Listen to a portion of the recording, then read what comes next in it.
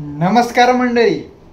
तर आता तुम्हाला तर माहिती आहे हिंदी बिग बॉस चालू आहे आणि त्याच्यामध्ये भांडणं होत आहे आणि त्याच्यामध्ये आपण थोडेसे व्हिडिओ बनवत आहे. तर मित्रांनो, आता मी सांगणार आहे की आपला सगळ्याचा बॉडी बिल्डर रजत दलाल जो सगळ्यांची रिस्पेक्ट करायचा प्रयत्न करतो, पण त्याच्याकडे रिस्पेक्ट होत नाही आहे कारण तो थोड्याला सटकेला आहे. तर काय का असं ना, आपलं काय घेणं देणं नाही आहे. तो त्याच्या घरी खुश, आपण आपल्या घरी खुश. तर मी मगाशी थोड्या वेळपूर्वी की एक प्रोमो चालला आपला बिग बॉसचा, म्हणजे झालेला असेल, कालच परवा झाला असेल, मी बघितला.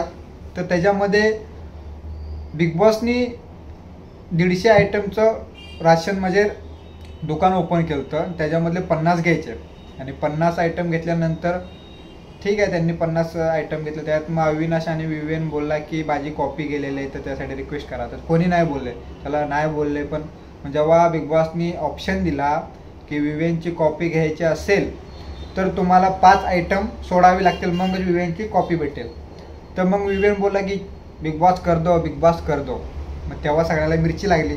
तर ठीक आहे, मिरची लागली तुम्हा सगळ्याला. तर मग त्याच्यामध्ये ते झाल्यानंतर एक बिग बॉसने थोडं भाषण दिलं आणि त्यानंतर बोलले बिग बॉस की सगळ्यांनी आपापल्या ड्युट्या एकदम ओकेमध्ये केल्या तर तुम्हाला आम्ही विचार करू. मग रजत दलाल म्हणला की जो सोएगा नाही उसका जिम्मेदारी मेरा, म्हणजे जे झोपणार नाही ते जिम्मेदारी मी घेणार बोलला. आणि शायद अर्धा एक तास झाला असेल आणि रजत दलाल स्वतःच झोपला. जो जिम्मेदारी सगळ्या कुटुंबाची घेणार होता, सगळे जिथे आहेत तेवढी जिम्मेदारी घेणार होता, आणि तो स्वतः झोपला. काय बोलायचं सांगा.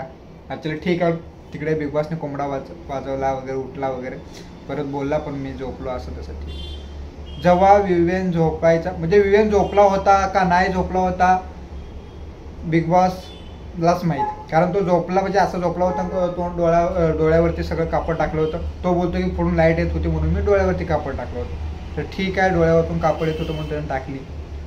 पण जेव्हा तो झोपला त्यानंतर लगेच रजत दलाल म्हणला की तू झोपला होता. रजत दलाला बोलण्याची टोन अलग आहे, मग विवेनची बोलण्याची टोन अलग आहे.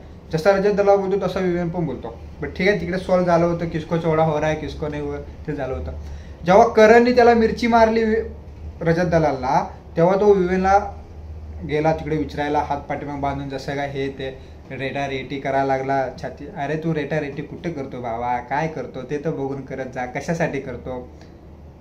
फुकटची भांडणं विवेनची आणि रजतची, त्याच्यामुळं तो झोपण्यामुळं चुका होतात. 4 माणसं 5 माणसं बसले होते शेजारी, सगळे पग्गापाजी वगैरे सगळे होते तिथे. त्यांना माहिती आहे तो झोपला होता का ना. तू झोपला होता तेव्हा तू एकटाच होता, तुझ्या बाजूला बसलेले अलग होते कुठे कोपऱ्याला. तू झोपला होता तर एकटाच झोपला होता रजत दलाल. कशाला उगाच कुणाचे न्याय त्यासाठी करतोय. ठीक आहे, असू दे, तुला जसं पटेल तसं करवा, आपला काय घेणं देणं नाही आहे. तर ही होती आजची स्टोरी, थोडीशी रजत दलाल आणि विवेनची, दिसेनाची थोडी भांडणं चाललेत. तर ठीक आहे, आपण तेवढंच बघू, तर परत भेटू.